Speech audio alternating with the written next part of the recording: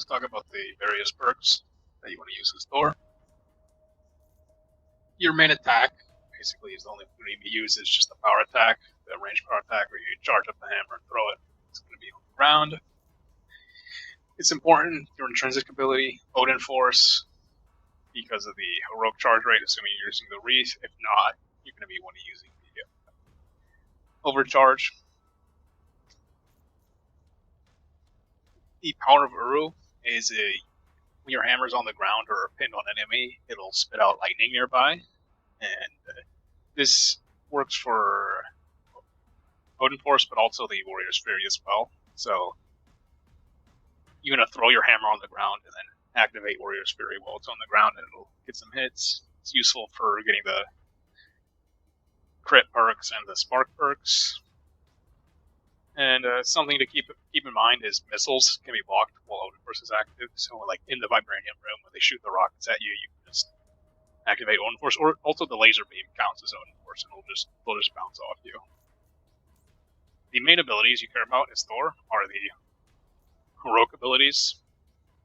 We've got Warrior's Fury, which, when maxed out, is going to last 15 seconds, and you're going to be running the Ymir's Wrath, which gives a 25% damage boost. It only affects the teammates, not you. And you're going to be running Hell's Anger, which gives a crit damage bonus, but also, more importantly, it gives a crit chance bonus. And it says 10%, it's not 10%. It's 30% crit chance for all your teammates. It's insane. If your teammates have Warrior's Fury, it's better for them than having the regular damage buff. So it's really, really good. You want to give it to your teammates often, and you want to have Warrior's Fury on yourself as much as you can. It counts as Odin Force and makes you invincible. Super good. And if you activate it while it's not currently active, you have unlimited speed boost, which is kind of nice. Your main attack against regular enemies is going to be your God Blast. It's going to lift. You have 3 charges. It lifts them up, applies cryo, and then when you shoot them, it does shock damage to them. It does really insane damage. And if you hit 5 guys at a time, you'll instantly overcharge. You won't actually want to be running both these perks, and you want to look up how to choose it. If you don't have them, you get 3 charges, and it does cryo as well. And Rolling Thunder is really good. It'll give you 5%, but it's multiplied by your buffs, so it's going to be 5 times 6 is you get 30% per kill. So if you get 3 kills, your God Blast is free. It gives you back, and if you get 6 kills, 1 God Blast gives you 2 God Blasts back. Rolling Thunder is insane. For the ults, definitely you're going to be running the move theme's Torment, which does plasma damage and as well as builds up plasma ticks on the ground. The thing is that's so good about this is it applies warm, which means battery damage with your assault heroic, but also the ticks count for your sparks, count for berserker sparks. So it can trigger itself, which is insanely good. And you definitely want to be using the Odin's Blessing of the Realm. You'll instantly overcharge when you activate your ult, and your overcharge will last long enough that it'll be ready by the time it'll still be going by the time your ult's ready to fire again. So you could have 24/7 overcharge. Pretty good. The beam is pretty useful. It counts as overcharge. It counts as Odin Force while you're flying. So there's no reason to use regular Odin Force. You can just use the beam. It does a little bit of damage. Use it against the high phase. It's useful. It's also decent against getting Berserker Sparks and targeted perks. For the mastery skills, definitely the range damage. The others aren't really useful. Iron to unarmed damage, although none of these are really any good. You definitely heroic takedown mastery. It's the best one for every class.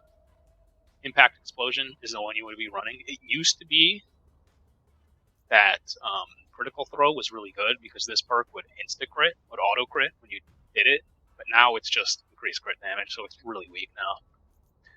You want to use Impact Explosion. The cool thing about Impact Explosion is it builds up statuses from your hammer fast, which is cute, but most importantly, it's really good at getting perks. So targeted perks, but especially Berserker perks. So it's really good. You want to get your Berserker Spark triggered. Definitely Impact Explosion, must run. Range, you run high velocity. Your hammer is a little bit faster. It's decent. Speed Burst, none of the others are particularly useful, but it's like a jetpack. You can go unlimited speed, and if you do it with Warrior's Fury and you're it's not you're popping a Warrior's Fury when it's empty. You have unlimited speed burst as long as Warrior's Fury is going, so you get 15 seconds of free just jetpack speed boost. So it's pretty nice. Ionic bolts, it's okay. When guys die, they explode a little lightning. Maximum force, get a little extra intrinsic, it's okay. And hone force makes the thing a little bit cheaper to use intrinsic, it's okay. Lightning field is cool while you're overcharged. You just spit extra lightning nearby you, so it's decent. This is definitely the best one. The 50% damage reduction while you're overcharged, it's not bad. There's a heroic charge rate one as well, but it's 10%. It's a joke. I think it's actually 15%, but your perks are giving you 320 and 210, so 10% is a joke. Definitely run 50% damage reduction. And for your overcharge, definitely damage force. You get an extra 15% damage while you're overcharged, which is not insane, but it's definitely something. These others are cute to like naturally get up overcharged, but you're gonna just get it from your ult or hitting 5 guys with your God Blast. So definitely damage force.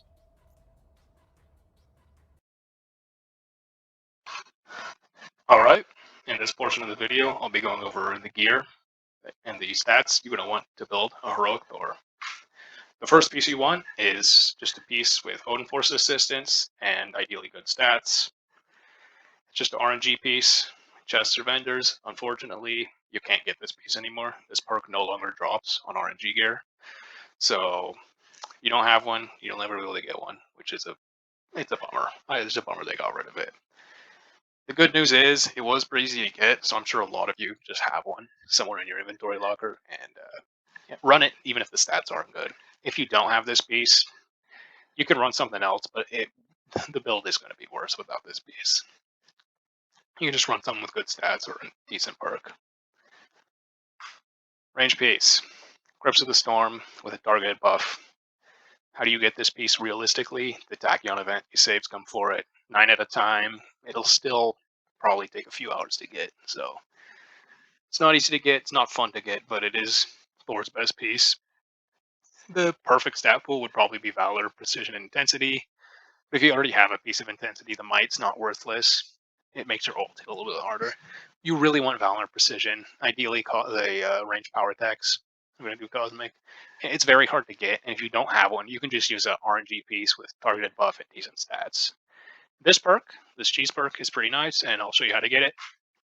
You get it from the Binding of the Allfather, which you just get from the villain sectors. Easy to get.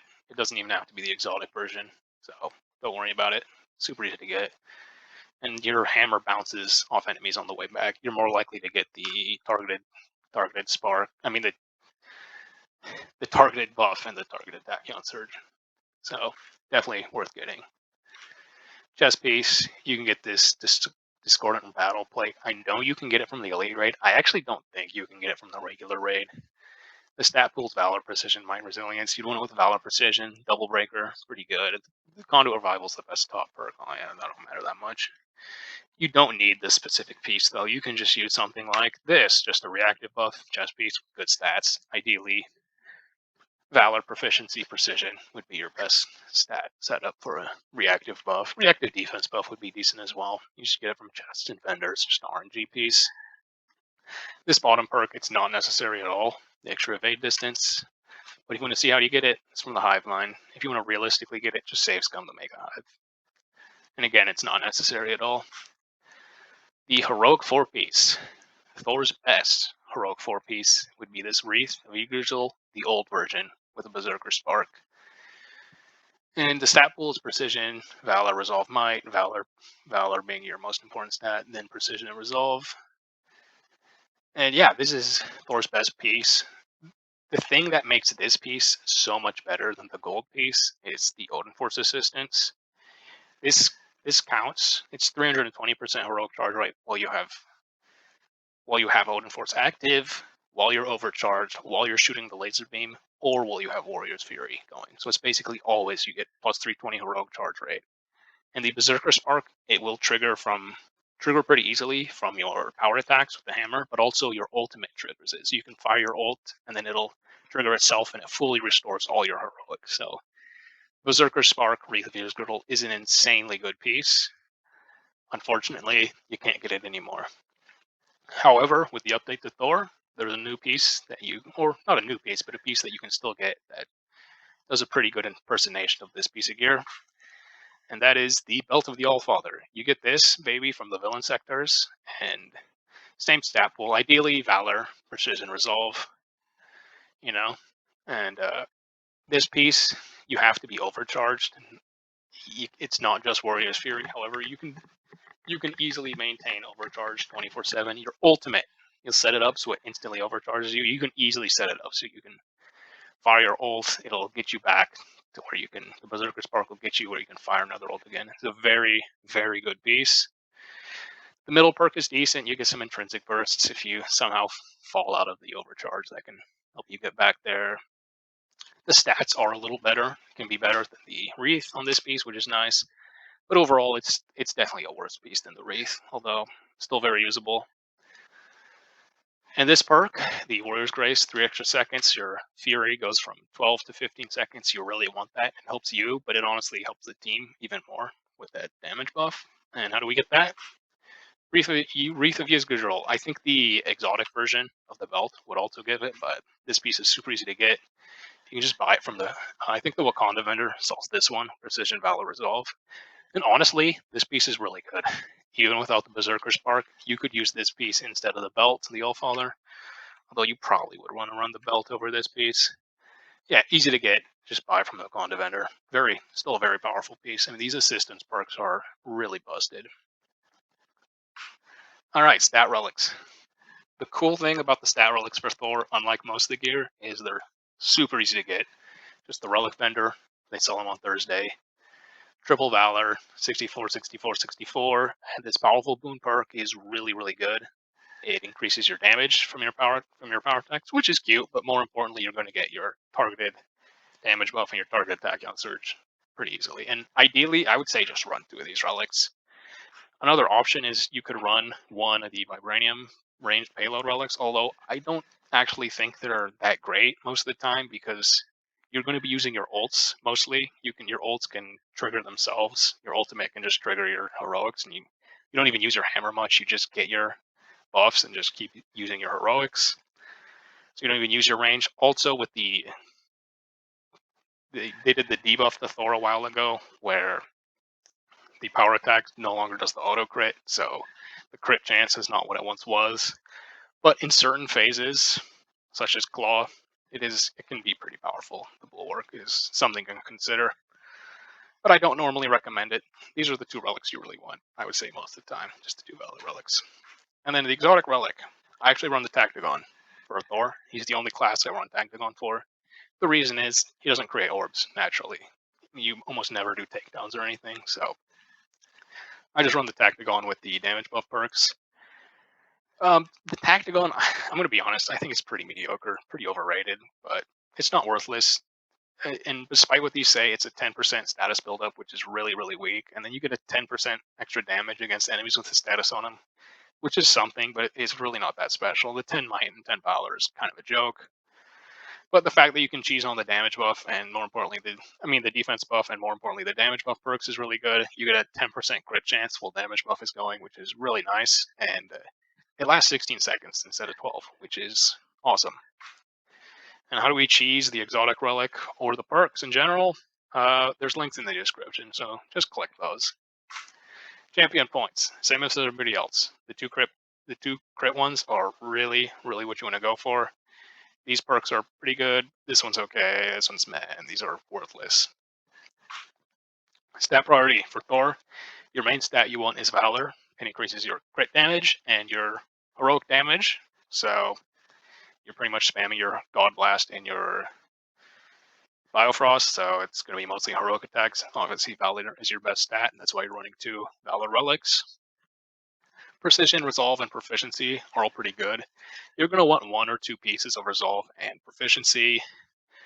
Most of your pieces will have Precision as well as Valor on them. And the cool thing about Precision is not only it affects your hammer attack damage, but your God Blast. So it's pretty useful to have as well on your gear.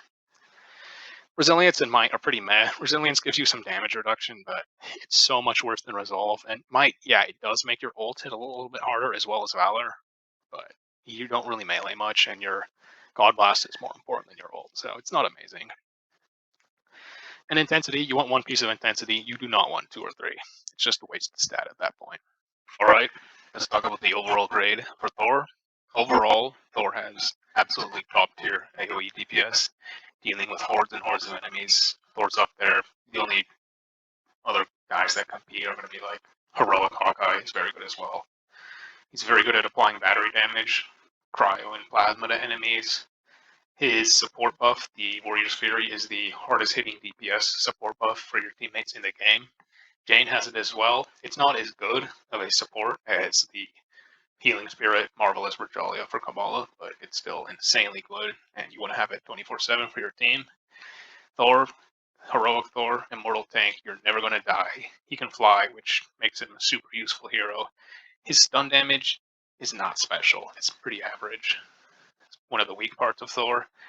And overall, Thor is, I would say, easily the second best hero of the game, behind Iron Man. And if they ever get rid of the rocket cheese for Iron Man, I think Thor is going to be the best character in the game. Thor's amazing. Alright, let's talk about the elite raid specifically. Thor has great survivability. He's very, very good at just killing swarms of enemies. His support buff is godly for the teammates, and he can fly. During the Forge, you can one-shot the symbols and the crystals that pop out with your God Blast or your Biofrost. He's going to be the second best character along with Jane. The only one I think slightly easier is Iron Man, although they take about just as much time to get through the Forge. During the Vibranium Room, Thor is pretty good. He can fly. He gives the insane support buff for the team. His range damage is pretty good. By himself, you can probably kill 2 Vibranium Pillars per phase in the Elite Raid, and you get the team buff. And I guess you could kill the melee one with an ult, but usually your teammates can do that. During the I phase, he's very good. He gives, obviously, the support buff for your Iron Man or other hard hitters, such as Panther or Black Widow, to do damage against the eye, and you just fly at the eye and laser beam him.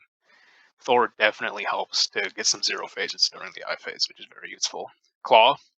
Thor is one of the most important characters during the Claw phase, along with Iron Man. He can fly, so you can use him to do the Panther cheese on the statue. Same with Jane and Iron Man.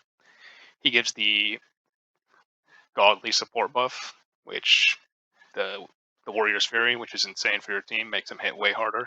And you can use the God Blast, which obviously applies cryo, but more importantly, you can hold the boss as a way to get natural 1 phases against the enemies.